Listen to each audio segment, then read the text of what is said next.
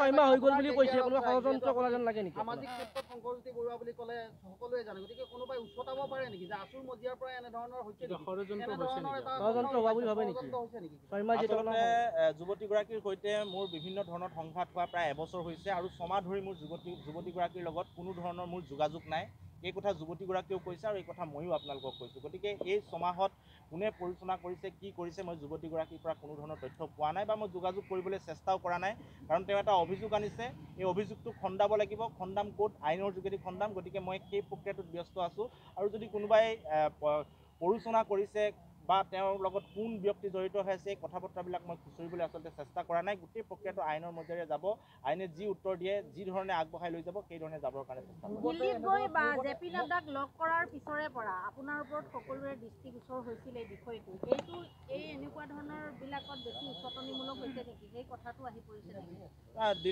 দিল্লী যাত্ৰাটোৰ মূল কথা হৈছে যে দিল্লী যাত্ৰা যেতিয়া গৈছিল, আমাৰ এইটো সংগঠনৰ মজিয়াত সিদ্ধান্ত হোৱা যাত্ৰা আছিল। এইটো কথা সভাপতি বা মুখ্য উপদেষ্টা সুধিলে আপোনালোকে গম পাব। গোটেইটো সিদ্ধান্ত হোৱাৰ যাত্ৰা আছিল আৰু আমি তিনিওগৰাকী তাত উপস্থিত হোৱাৰ কথা আছিল। কিন্তু যিটো এপইণ্টমেণ্টৰ তাৰিখ আছিল, তাৰিখটো খেলি মেলি হোৱাৰ কাৰণে 2টা দিন পিছুৱাই গ'ল, যাৰ কাৰণে ডিব্ৰুগড়ৰ সমস্যা হিচাপে মই তাত ৰৈ দিলোঁ আৰু বাকী দুজন গুৱাহাটীলৈ আহিব লগা হ'ল।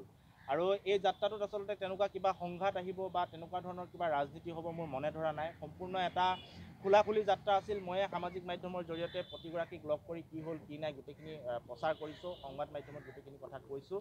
আৰু নামৰূপ সাৰ কাৰখানাক লৈ যোৱা এটা ইছ্যু আছিল। গতিকে এইবিলাক কথা ইয়াত প্ৰতিক্ৰিয়া কৰিব যেন মোৰ মনে ধৰা নাই আৰু যদিও কৰিছে মই কেতিয়াও খুচৰি চোৱা নাই বা মই বিচাৰ্য কৰা আছুৰ ফালৰ পৰা মন্ত্ৰী অতুল বৰাক মাতোতে আপুনি সেই কমিটিখন ভংগ কৰি দিছিল। বহুতে কৈছে যে সেইগৰাকী শংকৰজ্যোতি বৰুৱাই দিল্লীত গৈ কেনেধৰণে জেপি নাড্ডাক লগ ধৰিব পাৰে, গতিকে তেওঁ পদত্যাগ কৰিব লাগিব।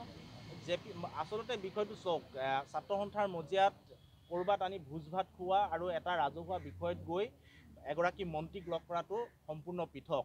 এতিয়া বহুতে ভাবি থাকে জেপি নাড্ডা ৰাষ্ট্ৰীয় প্ৰেছিডেণ্ট বা ৰাষ্ট্ৰীয় সভাপতি বুলি, কিন্তু জেপি নাড্ডা ফাৰ্টিলাইজাৰ আৰু কেমিকেল মিনিষ্টাৰ হয়, তেওঁ স্বাস্থ্যমন্ত্ৰী হয়। আৰু আমি যিটো ইছ্যুত গৈছিলোঁ সেই ইছ্যুটো আছিলে যে নামৰূপ সাৰ কাৰখানাটো ৰক্ষা কৰিব লাগে। গতিকে নামৰূপ সাৰ কাৰখানা ৰক্ষা কৰিবলৈ হ'লে আমি অমিত শ্বাহৰ ওচৰলৈ গ'লে নহ'ব, আমি যাব লাগিব জেপি নাড্ডাৰ ওচৰলৈ, কাৰণ তেওঁ হৈছে ফাৰ্টিলাইজাৰ মিনিষ্টাৰ। আৰু আমি সৰ্বানন্দ সোণোৱালক একে সময়তে লগ কৰাৰ মূল লক্ষ্য হৈছে যে য'ত ইণ্ডাষ্ট্ৰিটো আছে, য'ত ইণ্ডাষ্ট্ৰিটো নীতি আয়োগে বন্ধ কৰি দিয়াৰ কাৰণে নটিচ উলিয়াইছে, সেই লোকসভা সমষ্টিটোৰ সাংসদগৰাকী হৈছে সৰ্বানন্দ সোণোৱাল আৰু তেওঁ এগৰাকী কেন্দ্ৰীয় মন্ত্ৰী। গতিকে দুয়োগৰাকীকে আমি এই গোটেই বিষয়খিনি অৱগত কৰিছোঁ। আৰু মই ভাবোঁ যে সাৰ কাৰখানাৰ বিষয় এটা সাৰ কাৰখানাৰ মন্ত্ৰীৰ ওচৰলৈ যাব, এই বিষয়টোত অমিত শ্বাহৰ ওচৰলৈ কোনো নাযায়। গতিকে এইটো এটা পৰম্পৰা কথা। আৰু মই যদি জেপি নাড্ডাৰ ঘৰত গৈ ভাত খালোহেঁতেন, জেপি নাড্ডাক মাতি আনি অফিচত ভাত খোৱালোহেঁতেন, তেতিয়া বিষয়টো সুকীয়া হ'লহেঁতেন।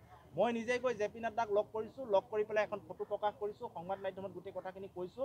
আৰু গোটেই কথাটো ছাত্ৰ সন্থাৰ মজিয়াত সভাপতি সম্পাদক সকলোৱে জ্ঞাত হৈ সিদ্ধান্ত অনুসৰি সদৌ ডিব্ৰুগড় জিলা ছাত্ৰ সন্থাৰ আঞ্চলিক পৰ্যায়ৰ কমিটিলৈকে গৈছোঁ। গতিকে তাত কোনো বিতৰ্ক আচলতে হ'বলগীয়া নাই। যদি মই মাতি ভোজ ভাত খোৱালোহেঁতেন তেনেহ'লে কথাটো সুকীয়া। জেপি নাড্ডাক লগ কৰাৰ পিছত বা সৰ্বানন্দ সোণোৱালক লগ কৰাৰ পিছতে কিন্তু ডিব্ৰুগড় জিলা সভাপতি